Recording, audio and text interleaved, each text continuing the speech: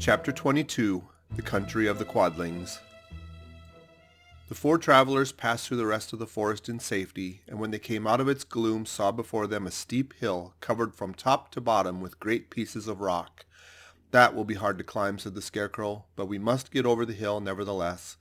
So he led the way and the others followed. They had nearly reached the first rock when they heard a rough voice cry out, "Keep back!" "Who are you?" asked the Scarecrow. Then a head showed itself over the rock, and the same voice said, "This hill belongs to us, and we don't allow anyone to cross it." "But we must cross it," said the Scarecrow. "We're going to the country of the Quadlings." "But you shall not," replied the voice, and there stepped from behind the rock the strangest man the travelers had ever seen. He was quite short and stout, and had a big head, which was flat at the top and supported by a thick neck full of wrinkles.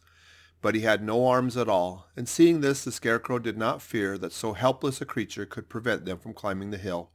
So he said, "I'm sorry not to do as you wish, but we must pass over your hill whether you like it or not," and he walked boldly forward. As quick as lightning the man's head shot forward, and his neck stretched out until the top of the head, where it was flat, struck the Scarecrow in the middle and sent him tumbling over and over down the hill. Almost as quickly as it came, the head went back to the body, and the man laughed harshly and said, "It isn't as easy as you think." A chorus of boisterous laughter came from the other rocks, and Dorothy saw hundreds of the armless hammerheads upon the hillside, one behind every rock. The lion became quite angry at the laughter caused by the Scarecrow's mishap, and giving a loud roar that echoed like thunder, he dashed up the hill. Again a head shot out swiftly, and the lion went rolling down the hill as if he had been struck by a cannonball. Dorothy ran down and helped the Scarecrow to his feet, and the lion came up to her, feeling rather bruised and sore, and said, "It is useless to fight people with shooting heads. No one can withstand them." "What can we do then?" she asked. "Call the winged monkeys," suggested the Tin Woodman. "You still have the right to command them once more." "Very well," she answered, and putting on the golden cap, she uttered the magic words. The monkeys were as prompt as ever, and in a few moments the entire band stood before her. "What are your commands?" inquired the King of the Monkeys, bowing low. "Carry us over the hill to the country of the Quadlings," answered the girl.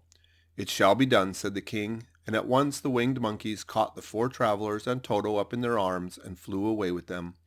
As they passed over the hill, the hammerheads yelled with vexation and shot their heads high in the air, but they could not reach the winged monkeys, which carried Dorothy and her comrades safely over the hill and set them down in the beautiful country of the Quadlings. "This is the last time you can summon us," said the leader to Dorothy, "so goodbye and good luck to you." "Goodbye, and thank you very much," returned the girl, and the monkeys rose into the air and were out of sight in a twinkling. The country of the Quadlings seemed rich and happy. There was field upon field of ripening grain, with well-paved roads running between, and pretty rippling brooks with strong bridges across them. The fences and houses and bridges were all painted bright red, just as they had been painted yellow in the country of the Winkies, and blue in the country of the Munchkins.